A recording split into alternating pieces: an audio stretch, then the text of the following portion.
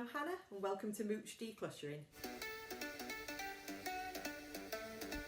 decided to set up Moooch Decluttering because I absolutely love decluttering spaces that are chaotic, overwhelming and frankly doing your head in.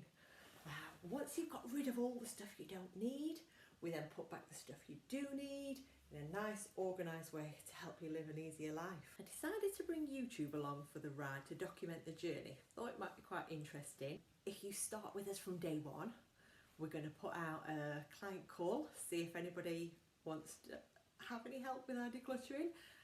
Hopefully we'll get some responses and then we can get into their spaces, see what's not working and declutter, organise and start making order out of chaos.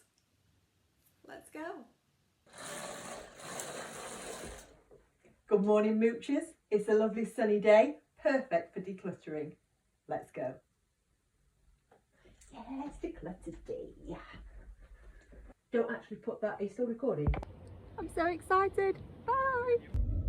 So today's small space declutter is in an 11-year-old's bedroom. Her mum responded to the call out that we put out and sent us some lovely pictures of the desk area and the shelf area.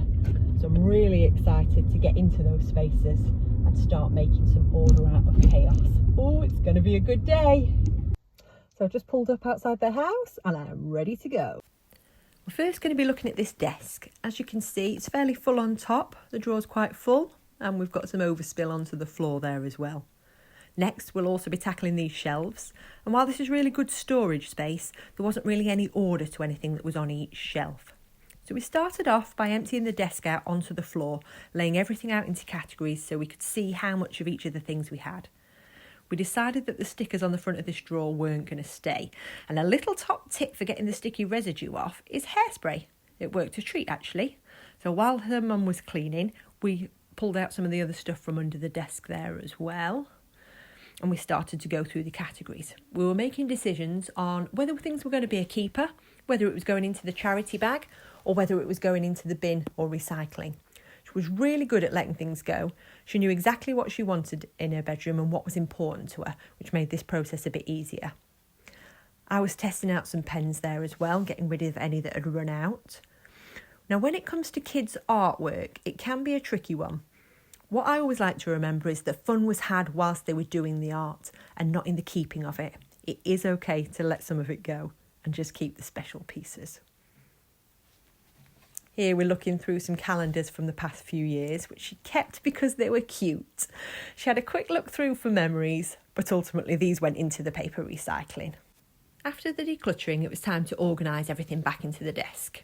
Here we are labelling some keys we'd found for the unlockable notebooks. And then she'd decluttered enough of her pens that they were all able to fit back into one pot, which meant that these glass jars could then all be recycled. And any of the smaller items like the rubbers and pencil sharpeners, we decided to keep on a little tray inside the drawer. It's easier to keep things tidy if they have a little container rather than just loose in a drawer. We were still full of energy and ready to move on to the shelves, again emptying them out and putting all the like items together. We discovered this little fella. He was a cutie. He ended up going to charity in the end. Oh, bye. Now we are pulling everything out here, but if that feels too overwhelming for you, you could just take one item at a time to make a decision on. So long as you've got a charity bag and a rubbish bag ready, and then when you make a decision, it either goes in one of those or it stays where it is if you're keeping. So we finished emptying the shelves out onto the floor, into the categories, ready to make some more speedy decisions. In today's declutter, we did have a lot of little items. You'll notice a lot of little toys. Now, while some of them did have containers, they weren't all necessarily like items together in each container, which makes things hard to find when you're looking for something and you don't know which container it's in. So we made a bit of an effort to put all of the like items together so she'll know where to find them in the future. All of this took a few hours, so she did really well powering through, and we were really pleased with it, how it turned out in the end. So we ended up with a big bag for charity, half a black bin bag of rubbish, and a basket full of paper recycling. Let's take a look at the before and afters.